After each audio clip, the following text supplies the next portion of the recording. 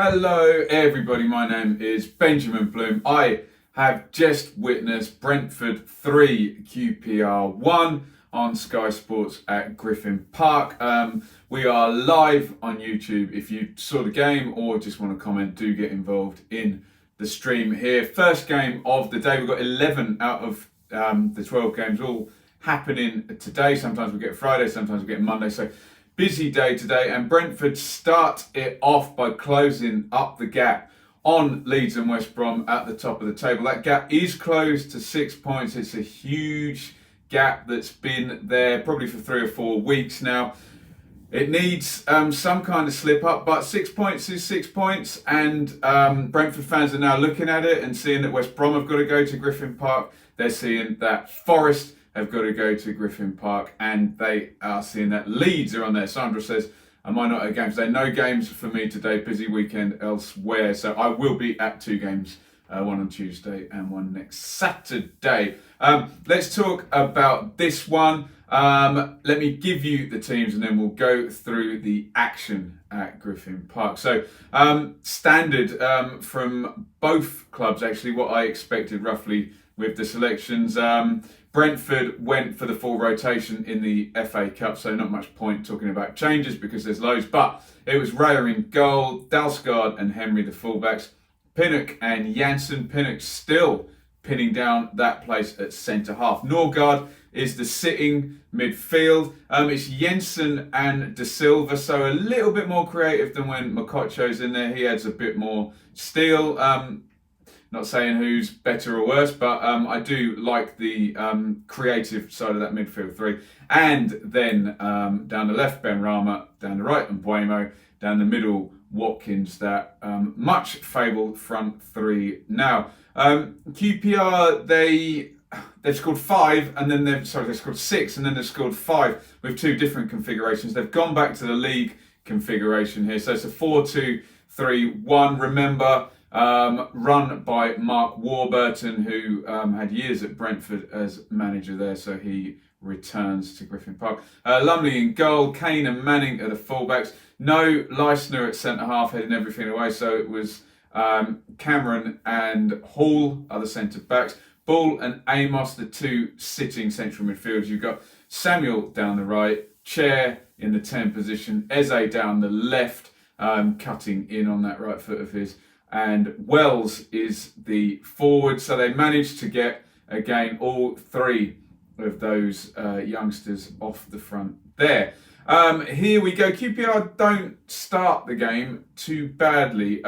Big one forward from the right back position. The wind's blowing this one. Watkins gets in behind. He controls it. Cameron's close behind. It looked like Watkins is waiting for him to bash into the back. He half does, and Watkins goes down. No penalty there. 8 De Silva into Watkins. Spins in the box. He's on the left foot. Clips his marker and just flies wide. So Brentford forcing 2 openings there, although QPR weren't uncomfortable in this first sort of 15 minutes or so. They get down the left on 11. Manning with the cross in. Janssen should clear this with his feet, gets a bit confused, heads it into the ground, and Raya has to make the save from his own defender. 16 here, Raya is on the ball in his own 6-yard box. QPR snap the press in. Wells closes him down, and Raya just steps away from that. So the first quarter of an hour, Brentford create a couple of openings. No efforts on target really, other than Janssen going against his old keeper. This is the point now where Brentford are going to take over and start playing really well, and they take the lead on 19, and Mbeumo is fouled down the right-hand side, so it's an attacking set play. De Silva is there, Jensen is there. De Silva would be the left footer, Jensen the right footer, an in-swinger and an out-swinger. De Silva dummies, Jensen steps up, Benrahma is at the back post. Everyone's expecting it to be clipped in, flighted over, but it goes in along the floor. Benrahma makes the run. Wells loses him. Benrahma, of course, sound technique from him as ever. Hits it first time into the corner before Lumley can react. Really nice rehearsed set play. You often see managers stay completely still on the touchline when the team scores a brilliant goal, but whenever a set play that they've rehearsed goes in, they always celebrate those goals more because it's a kind of direct plan just manifesting itself. And Benrahma gives Brentford the lead on 19, and Brentford are good at this when they get going, when they're up. They just keep piling it on, and it's a second goal 3 minutes later. Lumley with the goal kick. It is windy, but he puts it right into the middle of the pitch. So he really stitches his team up because it's an immediate break of the press. Jensen just has to receive it, and he does just that and sends it over the top for Mbeumo to chase. Cameron is with him, and because they play it early, Jensen puts it over the top. Cameron's in two minds here. Does he let this one go through? Does he try and header it? He tries to affect it, so he heads it up in the air here. So now you've got Lumley in no man's land, the ball falling out of the sky. And Mbeumo is goal side, he watches it down, and he just has to get it into the corner. Doesn't matter how hard he hits it, he's got to hit it early and accurately. He does just that. It falls down outside of the left foot, and he manages to find the corner there. And Mbeumo, I believe that is 7 goals and an assist in his last 9. So 2-0 to Brentford on 22 minutes. They are completely at it now. They should go 3-0 up here. And Mbeumo is in the box, plays it back to goal, lays out to De Silva. Early first time cross. Watkins arriving for the tap in, should just sweep it home. But Rangers get a little nick on it, and it is out for the corner. You can say good defending there, but Watkins should just clean everything out and put that one in, sniff that one. And again from the corner, it's recycled, and another dangerous cross from the right-hand side goes in. It's Pinnock arriving here. So 2 chances to go 3-0 up there. And Rangers again with the last ditch clearance. There, 29, lovely dink over the top. Emery is forward, volley cross, Watkins is arriving. And from sort of 15 minutes to 30 minutes, Brentford really, really good, really at it. Obviously got the 2 goals. The set play gets them going, but they're pressing, they're moving the ball quickly, they're hemming Rangers in, not letting them out. We've seen teams do this, and you can absolutely kill a game in a period like this. And they kind of did Brentford, didn't they?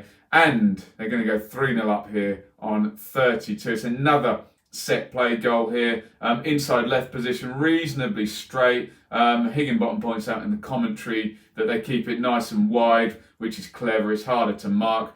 But you've got to look out for Pinnock. He's always on the back post for these ones. Jensen floats it in, and he wins a hell of a lot of these. He's a huge guy, Pinnock. Obviously, they've started with Wells. Maybe if they start with Hugill, this one gets defended, but Pinnock heads it across. Watkins within the width of the goal, nods in. If anyone can tell me in the comments how many headed goals Watkins has got this season, that's his 18th goal. I'm sure 8 or 9 of them must have been headers. Really good to see, because Brentford had this reputation of trying to walk the ball into the net, but set plays are working for them now, and so many headed goals as well. Crosses into the box are working as well. They have evolved as a side. If you're looking for a reason for them to go a step further than they've been the past couple of seasons, then maybe those are a couple of reasons. 3-0, game over surely, 32 minutes there. And Mbeumo long ranger deflected over. Amos does try and set Chair through here, but Dalsgaard on the cover makes the tackle. He slides in, Chair goes down, but it's a clean one there. Nothing on the man, so no penalty there. Wells and Janssen on the edge of the box. Looks like Janssen gets away with that one. And we get to half-time. As I said, QPR didn't start terribly badly. Brentford a couple of openings, just more efficient and more direct using the ball in that final third. I don't mean direct as in booting it into the box. I mean just going for the throat, going for the killer ball. Whereas Rangers wanted a few more passes. And as soon as that first goal goes in, it really kicks Brentford into sort of 3rd or 4th gear, and they play really, really well for the next 15 minutes and just wipe Rangers away with a brilliant first half performance. Warburton reacts by sticking Jeff Cameron into his midfield. So out goes Ball. Masterson is going to play centre half, and Cameron is going to move into midfield. Benrahma immediately wins a free kick. Hall gets booked. He puts that one into the side netting. Rangers, it's kind of a similar pattern to the start of the first half, where they have the ball, they get up the pitch a bit, but you still think Brentford are the more likely scorers. Cameron with a long ranger, shanked wide there. Kane on Benrahma here on 55. I assume Warburton's told his guys, look, make your tackles, because they seem to be kind of putting it up, Brentford, and a few fouls given away and a couple of bookings. Yellow card for Kane there. He puts the free kick straight at Lumley. Rangers get a foothold here because they're going to bring a goal back on 61 here. Really good goal. Brentford looks set up absolutely fine when Samuel receives the ball on the right wing, but it's just a bit of quality by two players here. Samuel inside, Amos, brilliant ball, the angle, the weight, everything on that is perfect. Henry loses Samuel, he makes the sprint inside to receive the 1-2. Samuel, low ball across the box, and unlike the chance that that Watkins had in the first half, kind of similar position, Wells sticks that one in, his 13th goal of the season. And then you're in that position where if Rangers can score another one, then it starts to get interesting. Brentford, though, do a good job of kind of stemming that flow forward by Rangers. They don't necessarily go defensive, but they take a step back. They keep the ball, but they still have enough threat to kind of keep QPR away. So they deal with it quite well when it could have come a bit hairy. On 70, Cameron is another yellow card here on Jensen. Hugel comes in for Wells now, so you think maybe they'll try and get players around him and put balls into the box, etc. Now they've got a big tall forward, but to be fair, against two big tall centre-halves in Jensen and Pinnock there. Makacho comes in for Jensen, as I say, to add a bit more steel to that midfield three, a bit less floaty and creative, and a bit more patrolling the pitch and making tackles. Makacho. 75, crossed him from the left for Rangers, must have been Manning, I guess. Hugel up at the back post. He nods it down. It's a chance. This would have been the chance to get the goal back. It's Samuel coming in from the right-hand side. He wants to take this with his right foot, but it comes inside him. You can see he wants the right foot because he gets his feet in a muddle and ends up hitting it with the left foot, kind of bashing the 2 feet together and into the side netting. So that would have been the chance, I think, to get it back to 3-2 with a reasonable amount of time left. I say that because I've neglected to mention that there's another even better chance on 77. Here come Rangers. Chair forward, feeds Manning, low cross here. Eze should score this, shouldn't he? Open up his right foot and just slide that one in. He goes for the poke finish. Raya makes the save. That was the 5 minutes, wasn't it, for Rangers to get back, but it stays 3-1. They do not take the chances. 79, lovely move by Brentford. Shifted out to the right. Benrahma to Mbeumo tries a kind of clever curler, but Lumley's having that one all day. And we get to the last 10 minutes now, so the substitutions are going to start. Valencia from Mbeumo and Chudipo for Chair for Rangers. Benrahma gets down the left, works Kane, comes inside, drifts the cross in. It's a high one for Watkins. He tries to get a header on it, loops up and onto the roof of the net. Marcondes then comes in, fresh legs for De Silva in central midfield. Watkins has another chance from a corner at the back post. He could have got another brace today, Watkins. We know he tends to score in gluts, 2s and a 3 as well this season. Not today, though. Samuel on Marcondes. He's a bit frustrated because a minute before that he put a cross in and it went right between Hugel and Eze, I think, arriving there. So he takes that out and gets a yellow card on Marcondes, wasn't it? Manning then gets a yellow on Marcondes. So, yeah, he's getting booted from pillar to post in midfield. They're getting to stuff first. Watkins again on the back post. Another chance, heads that one into the side netting here. You can see Brentford kind of know that they've managed to see this out now and just managing to have a good last few minutes in stoppage time here. Valencia with a long ranger and Lumley makes the save. So 3-1 to Brentford. The game really decided in that first half with the blitz of 3 goals. Rangers scored early enough, didn't they? 61. And I do need to correct myself because I seem to think that they hadn't got in there and got the chance, but they do always create the chances, don't they? And those 2 efforts there for Samuel on 75 and for Eze on 77. Really, one of them should have gone in, and it should have been a last 10 minutes chasing. But let's talk about efficiency and say that Brentford really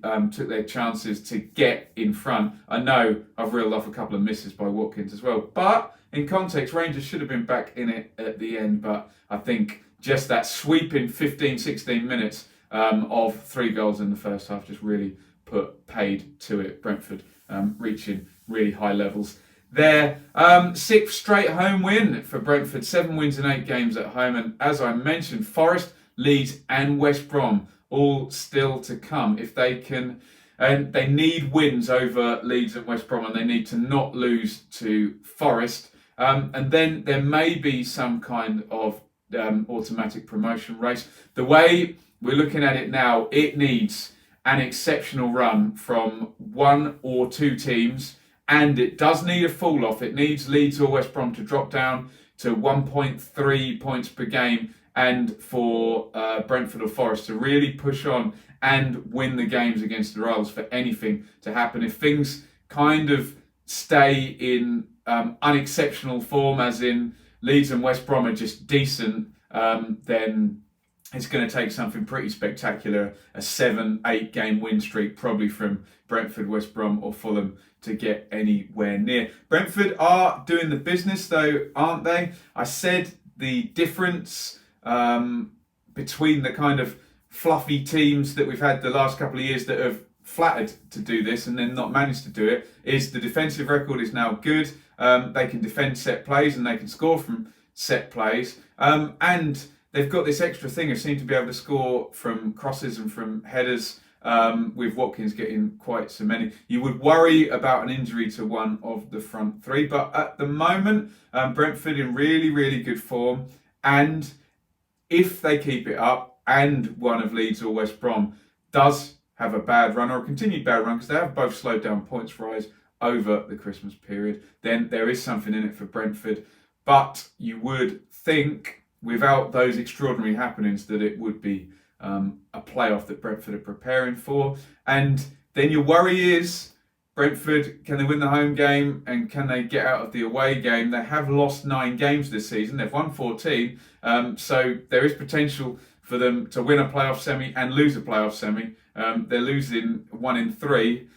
Let's just see if they did get in the playoffs, whether that would be a decisive loss over the 3 games that you play in the playoffs. So in terms of QPR, that's now 51 goals conceded. Only Luton at the bottom have worse, and remember they did shed 7 in 1 game. So the real problem is Rangers way too open. Someone on Twitter was talking to me about Lumley. That is a few mistakes directly leading to goals from him as well, if you count that goal kick today. I know there was a whole nother phase of play after, but just trying to kind of point out the issues. Only 3 wins in 15 league games, just a bit erratic. How can you go from winning 6-1 and then losing 3-1 and be scoring 45 goals but conceding 51? So same issues really for Rangers, as there has been for a long while. Now they are in 15th. Fortunately for them, Borough and Derby are playing each other, so only one of them can go above them. So worst case scenario is 16th for Rangers today. They do look fairly well entrenched in that 3rd quartile, so I don't think it gets much worse for them, but need to stop leaking goals and stop losing games. 12th defeat of the season for them today. Thank you very much for watching. If you were in the stream or if you're watching later on after the event, I'm sure everyone's now going to be tuning into the 3 o'clock games. Really good day again for Brentford. They're keeping up the chase, but they need a chink in the armour of one of the 2 teams ahead of them if it is going to be an automatic chase rather than a playoff chase. But 6 points is the gap. We've seen things like this happen before in the Championship, so we're all watching. But it does look like Brentford are the real deal in terms of top 6 this season. So looking good for the Bees. Rangers got to stop leaking goals. Thank you everybody for watching. I'll be back for the full review of all the games tonight, probably after, I think the Sky game's Tottenham and Liverpool, isn't it? So we'll will go online after that. Check that out. Again, thank you everybody for watching. Follow me on Twitter at Benjamin Bloom. Hit subscribe, ring the bell for Championship content. And I do dip into my team, Ipswich Town, as well, down in League One, where I can. Support on patreon.com/Benjamin Bloom. And I'll see you all tonight. Thank you. Over and out.